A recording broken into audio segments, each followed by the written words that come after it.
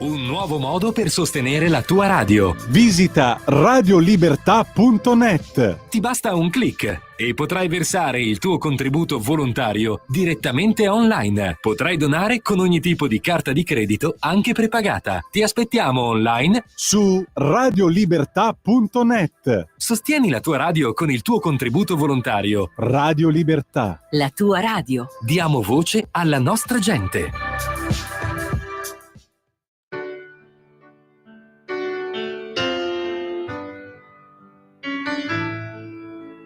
Va ora in onda Liberamente. Variazioni e scorribande con Giovanni Sallusti. Eccomi qua.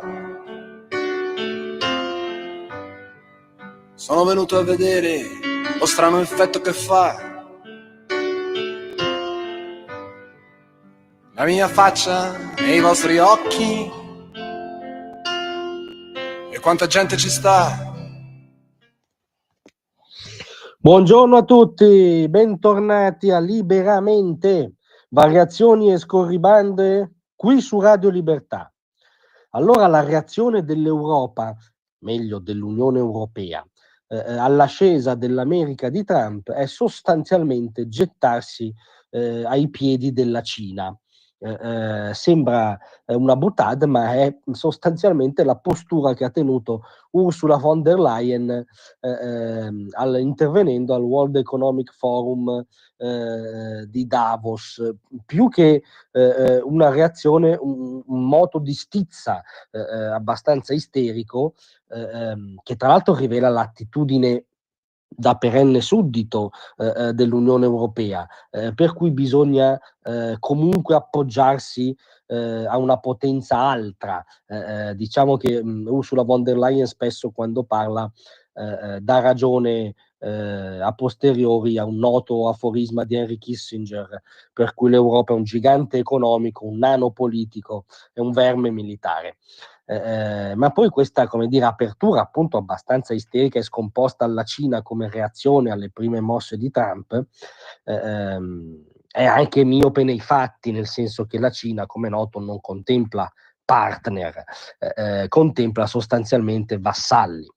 E tra l'altro pone anche un lievissimo problema valoriale, perché ora siamo tutti indignati perché in America governa il puzzone ed è a rischio la democrazia, come ci dicono i nostri intellettuali pseudotali da Saviano in giù, e siamo invece prontissimi ad abbracciare il più grande totalitarismo esistente sulla faccia della terra.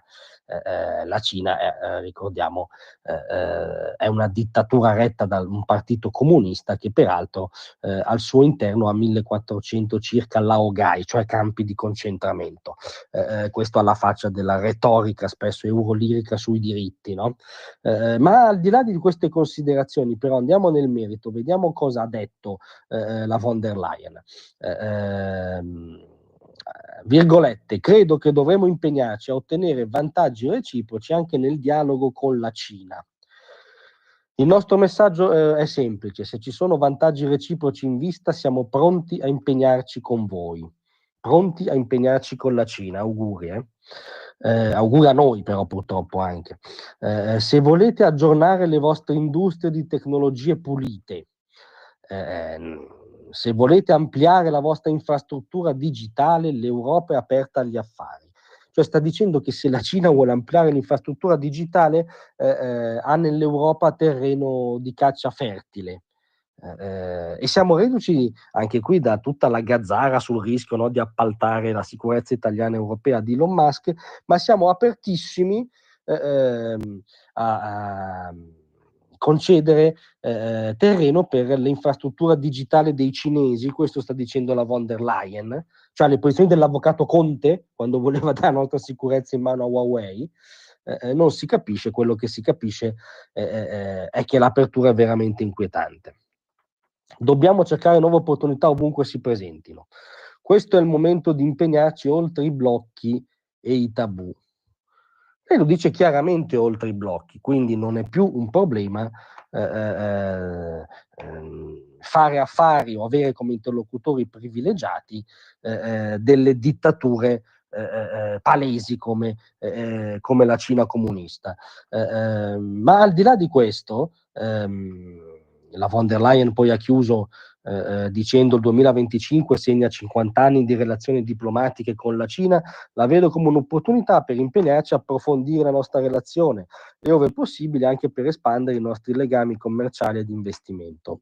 Ora, instaurare una relazione commerciale con la seconda economia del pianeta è un'ovvietà per una cosa come l'Unione Europea, ma un conto è questo, un conto è questo palese atto di sudditanza critica che la von der Leyen sembra fare più che un'apertura, e soprattutto è istruttiva la reazione all'ascesa di Trump. Cioè Trump potrebbe essere la grande occasione per ridiscutere l'agenda occidentale e europea. Potrebbe essere una lezione da cui loro signori imparano e con cui loro signori si confrontano, anche contrattando ovviamente nell'interesse anzitutto europeo. Però potrebbero prendere atto che, come ha detto Trump, il Green Deal è finito, che è finita quell'illusione distopica per cui in nome di un'ideologia che andava calata sul corpo dell'economia reale, si fanno saltare intere filiere produttive occidentali ed europee. È finita quest'ottica ingegneristica che mette tra parentesi, infierisce sull'economia reale.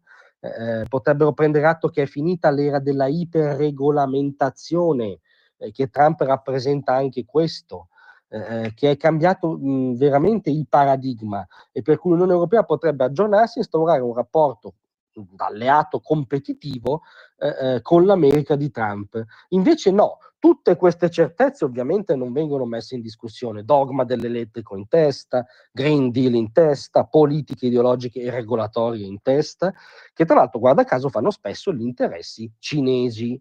È un caso di masochismo, non so se volontario o involontario, ma sta di fatto che la reazione è questa. La signora Ursula von der Leyen e la pseudo classe dirigente europea che ci è toccata in sorte non vive il ritorno di Trump come grande occasione per aggiornare l'agenda, per capire che è cambiato il paradigma e per restituire prosperità ai popoli europei, ma la vive sostanzialmente come un fastidio per cui ora il referente privilegiato diventa la Cina. Capite che non è una classe dirigente, sono una banda di canne al vento che ahimè hanno in mano il destino di un continente, il nostro. Grazie a tutti, vi aspetto stasera alle 18. Tra un manifesto e lo specchio